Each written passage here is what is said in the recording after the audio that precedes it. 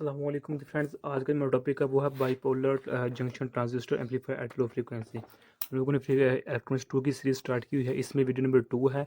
इसका हमारे पास F part है, bipolar junction transistor amplifiers eight low frequency amplifier response. Okay, तो आइए इसको स्टार्ट करते हैं। बिस्मिल्लाहिर्रहमानिर्रहीम, सल्लल्लाहु अला मुहम्मद सल्लल्लाहु अलैहि व आलिहि वसल्लम। सबसे पहले देखें कि जो हमारे पास एम्पलीफायर होता है वो वर्क करता है फ्रिक्वेंसी, यानी कि जब वर्क करता है तो कई फैक्टर्स होते हैं जो कि इसके गेन पर, इसके फेज पर इफेक्ट होकर होते हैं या करते हैं। ये देखिए, जब मेरे पास हमने ए और बी पार्ट डिस्कस किया था, तो ए पार्ट में जो मेरे पास कपलिंग कैपेसिटर और बाईपास कैपेसिटर, यानी कि कपलिंग कैपेसिटर कौन से होते हैं, C1 और C3 कपलिंग कैपेसिटर कहलाते हैं, और बाईपास कैपेसिटर C2 कहलाता था। ओके, तो ये तीनों कैपेसिटर्स एम्पलीफायर की एम्पलीफायर के जो वोल्ट गेन होता है, वोल्टेज गेन होता है, करंट गेन उस पर इफेक्ट करते हैं, और उसके साथ साथ उसके फेज शिफ्ट पर भी इफेक्ट करते हैं। इसी तरह से हमारे पास ट्रांजिस्टर की इंटरनल रेजिस्टेंस होती है, वो भी इफेक्ट करती है वो एम्पलीफायर के गेन पर या फेज शिफ्ट पर। तो अब हम देखेंगे एट लो फ्रीक्वेंसी पर, कि जब हमारे पास फ्रीक्वेंसी लो हो जाती है उस वक्त हमारे पास जो बीजेटी एम्पलीफायर होता है वो किस तरह का रिस्पॉन्स करता है। अब हमें सिर्फ इधर डिस्कस कर रहे हैं बाइपोलर जंक्शन ट्रांजिस्टर को। अब इधर हम एफ को डिस्कस नहीं करेंगे। अगर हमें इसकी समझ लग जाएगी तो हमें एफ की भी समझ आसानी से मिल जाएगी, क्योंकि स्ट्रक्चर सेम है, तो मिलता जुलता ही मेरे पास इधर होता है। तो आइए इसको स्टार्ट करते हैं। सबसे पहले हम डायग्राम बनाते हैं, तो डायग्राम की मदद से हम इसको सॉल्व करने की कोशिश करेंगे। इधर में जो डायग्राम बनाएंगे वो बीजेटी ही होगा, यानी कि वो हम कॉमन मीटर की बनाएंगे। ओके, तो ये मेरे पास बेस है, कैपेसिटर है, तो ये मेरे पास रजिस्टर है, और ये इधर भी मेरे पास रजिस्टर है, पास R2 है रजिस्टर, और मेरे पास R1 रजिस्टर है। तो ये मेरे पास ट्रांजिस्टर है ये वाला, और मेरे पास कलेक्टर है, ये मेरे पास बेस है, मेरे पास मीटर है। तो ये मेरे पास रेजिस्टेंस है मीटर की RE। लेकिन हमने क्या किया हुआ है कि इधर हमने कैपेसिटर 2 लगा दिया हुआ है। अब ये कैपेसिटर 2 ने क्या किया है कि ट्रांजिस्टर की जितनी भी रेजिस्टेंस थी उसको ज़ीरो कर दिया है, यानी कि अब हम कह सकते हैं मीटर पर ज़ीरो वैल्यू है, यानी कि इसको हमने ग्राउंडेड कर दिया हुआ है। अब ये वैल्यू अपनी जगह ठीक है, इसकी वैल्यू फिक्स्ड है, लेकिन हमने इसके ऊपर ही यानी कि अचानक हमला कर दिया, इसको हमने कैपेसिटर के थ्रू अटैच करके ग्राउंडेड कर दिया हुआ है, यानी कि मीटर की वैल्यू को हमारे पास हमने इधर इग्नोर कर दिया हुआ है। तो ये मेरे पास इधर कैलकुलेटर होगा, तो ये है हमारे पास इधर। तो कलेक्टर को हम जो है इस ऊपर नहीं लिख रहे बल्कि इस ऐसे लिख रहे हैं, ऊपर भी लिख सकते हैं, हमारी अपनी मर्जी होती है। तो ये हमारे पास है RL लोड रजिस्टर है, ये मेरे पास C3 है, कैपेसिटर 3 C3 है, ये कैपेसिटर 1 है। इसको हम कहते हैं कपलिंग कैपेसिटर है, ये मेरे पास बाईपास कैपेसिटर होता है।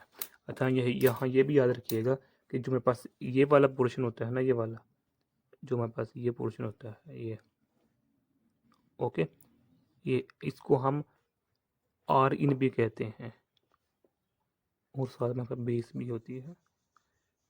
ओके, खैर अब हम देखते हैं कि जो जनरल फार्मूला था वो हमारे पास क्या होता है। ये वाला फार्मूला है और ये डैश, ये हमारे पास क्या होता है, वोल्टेज गेन है, ये कलेक्टर की रेजिस्टेंस होती है, और ये ट्रांजिस्टर की इंटरनल रेजिस्टेंस होती है।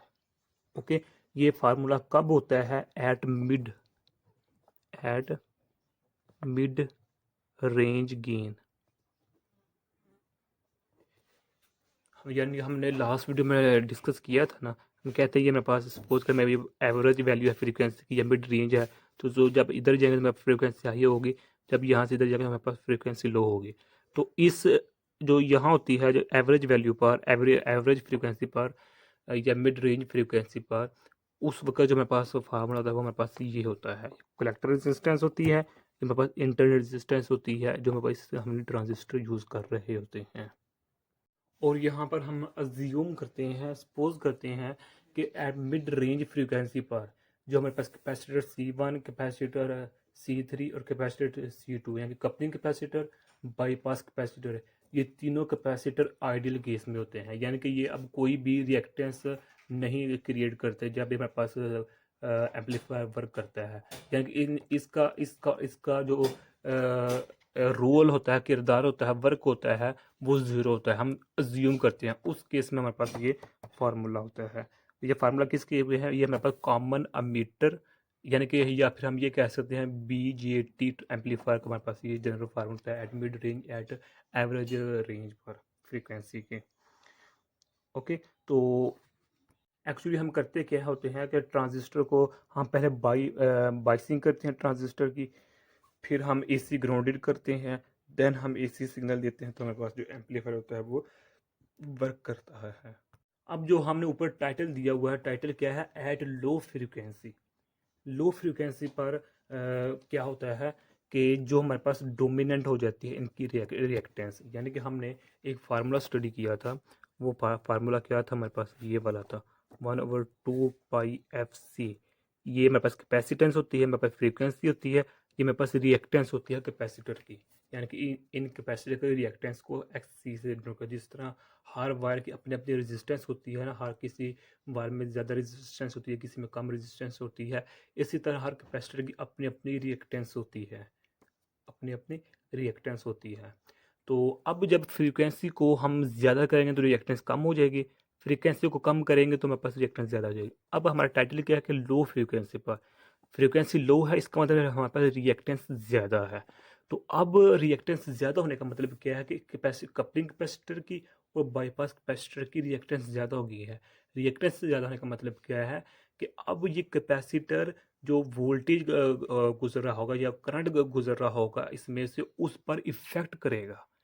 जबकि पहले हमने स्टडी किया था कि हम मिड रेंज पर, यानी कि एवरेज वैल्यू पर, फ्रीक्वेंसी की एवरेज वैल्यू पर या मिड रेंज पर हमारे पास इसका इसका इसका कोई रोल नहीं होता। जब इसमें से वोल्टेज या करंट गुजरता है तो हम कहते हैं वो उधर आइडियल केस होता है, यानी कि ये हमारे पास आइडियल तौर पर है।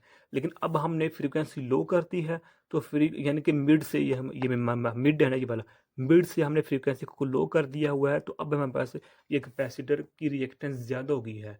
तो अब क्या होगा कि ये कैपेसिटर होंगे अपना रोल किरदार अदा करेंगे। वो रोल किरदार अदा करने का मतलब क्या है कि जो वो ओवरऑल जो होगा गेन होगा इस सिस्टम का, इस एम्पलीफायर का, वो रिड्यूस हो जाएगा, तो वोल्टेज गेन भी रिड्यूस हो जाएगा।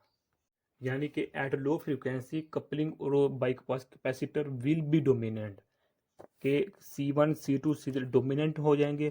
तो because reactance of the capacitor increases, frequency low हुई है तो रिएक्टेंस इंक्रीज कर चुके हैं, और इसी वजह से जो हमारे पास वोल्टेज होगा वो कैपेसिटर पर ड्रॉप होगा, और नतीजे के तौर पर जो हमारे पास गेन होगी, ओवरऑल गेन होगी, उसमें रिडक्शन होगी।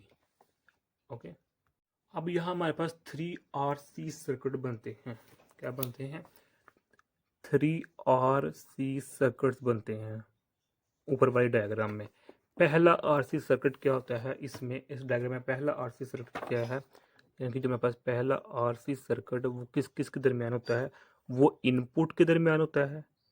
इनपुट RC यानी कि जो सिंपल वर्ड में हम कह सकते हैं C1 और बेस के दरमियान होता है। यानी कि कैपेसिटर C1 और जब हमारे पास बेस होती है, इसके दरमियान हमारे पास क्या होता है? हमारे पास पहला RC सर्किट होता है। यार इसको तो हमने ओके, तो अब जो मेरे पास सेकंड RC होता है, जो मेरे पास सेकंड सेकंड RC सर्किट होता है, वो हमारे पास होता है कलेक्टर के दरमियान एंड C3 के दरमियान, या फिर हम कहते हैं आउटपुट कलेक्टर होता है। ये इनपुट कलेक्टर है, इसको हम कहते हैं इनपुट RC सर्किट कहते हैं, इसको हम आउटपुट RC सर्किट कहते हैं। अब कलेक्टर 3 ये है, और हम सॉरी कैपेसिटर 3 है, और कलेक्टर क्या है हमारे पास? ये है। यानी कि अब जो मेरे पास ये है, ये मेरे पास RC2 है, इसको हम आउटपुट RC का नाम देते हैं। अब जो हमारे पास थर्ड RC सर्किट होता है वो अमीटर और ग्राउंड के दरमियान होता है। हमारे पास अमीटर ये वाला है ना, मीटर ये वाला, अमीटर के दरमियान और कैपेसिटर के दरमियान, यानी कि जो हमारे पास ये वाला पोर्शन होता है उसको हम कहते हैं RC सर्किट होता है। C2 एंड अमीटर, इसके दरमियान जो हमारे पास पोर्शन होता है उसको हम कहते हैं आरसी सर्किट, RC3 सर्किट होता है। तो अब इन तीनों सर्किट की मदद से, यानी कि अब इन तीनों सर्किट की मदद से we can find the frequency response of bipolar junction transistor, कि जो हमारे पास बाइपोलर जंक्शन ट्रांजिस्टर एम्पलीफायर होता है इसकी फ्रीक्वेंसी रिस्पांस को हम इन 3 RC सर्किट के थ्रू फाइंड कर सकते हैं, मालूम कर सकते हैं। ओके, तो अब जो नेक्स्ट वीडियो होगी तो उसमें हम जो हमारे पास होगा इनपुट RC सर्किट, यानी कि जो हमारे पास फर्स्ट होगा ये वाला, इस पर हम बात करने की कोशिश करेंगे डिटेल में। ओके, तो यही आज का हमारा इतना सा टॉपिक था। तो अगर आप लोगों ने अभी तक हमारा चैनल पाक MN अकेडमी इसको सब्सक्राइब नहीं किया तो प्लीज़ सब्सक्राइब कर दें। अस्सलाम वालेकुम वरहमतुल्लाहि वबरकातुहू।